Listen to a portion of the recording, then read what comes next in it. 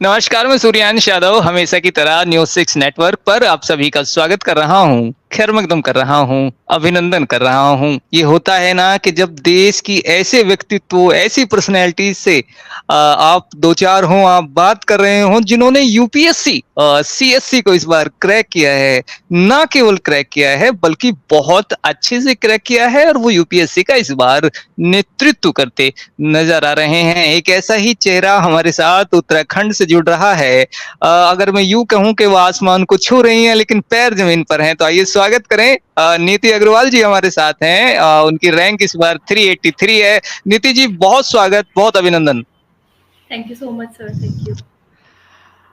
मेरा पहला सवाल अगर यूँ हो सकता है वो बॉलीवुड वाली लाइनों में कि आज खुश तो बहुत होंगे आप। यस सर, बिल्कुल सर।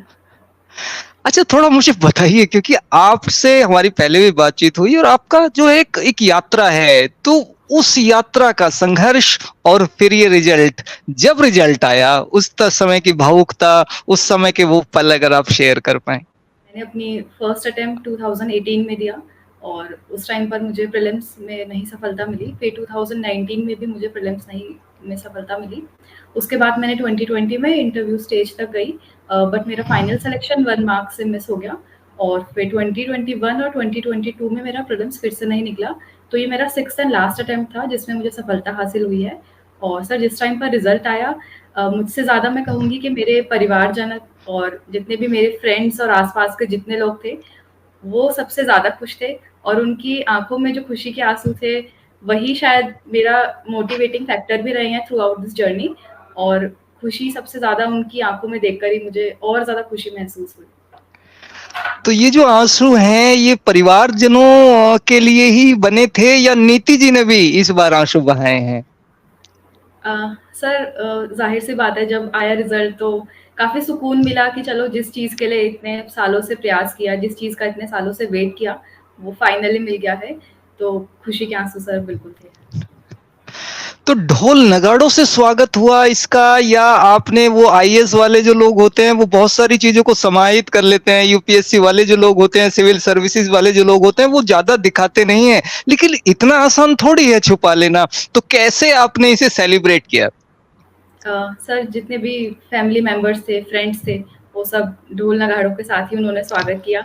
सब लोग घर पर आए, सेलिब्रेट किया, कि किस बहुत सारे लोगों के कॉल्स आए और अभी भी लोग मिलने-जुलने वाले सब आ ही रहे हैं। तो ये सबसे ज़्यादा खुशी की बात है कि मुझसे ज़्यादा खुश मेरे आस-पास के लोग हैं और वही इस खुशी को और ज़्यादा बढ़ाते हैं।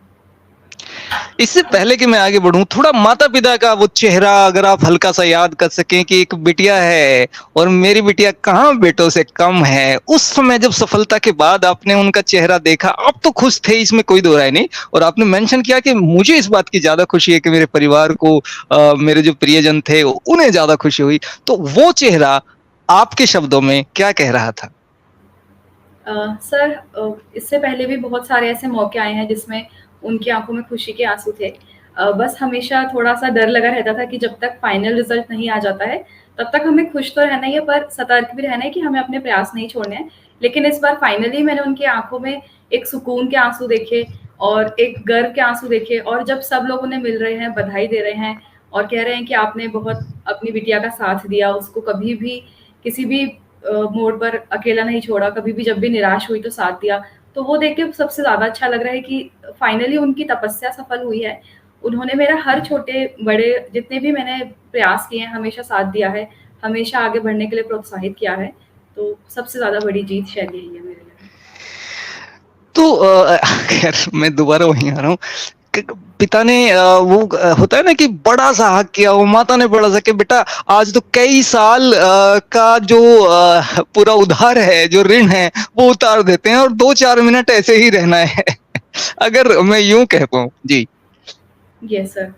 सर बिल्कुल यही आलम था। उस टाइम पर माता-पिता सबसे ज़्यादा खुश और सबसे ज़्यादा भावुक भी वही थे, क्योंकि बहुत सालों का उनका तपस्या है, बहुत सालों से वो लोग वेट कर रहे थे क्षण का और फाइनली आया तो बहुत मतलब इन इस उस खुशी को मैं शायद शब्दों में ज़ाहिर ना कर पाऊँ।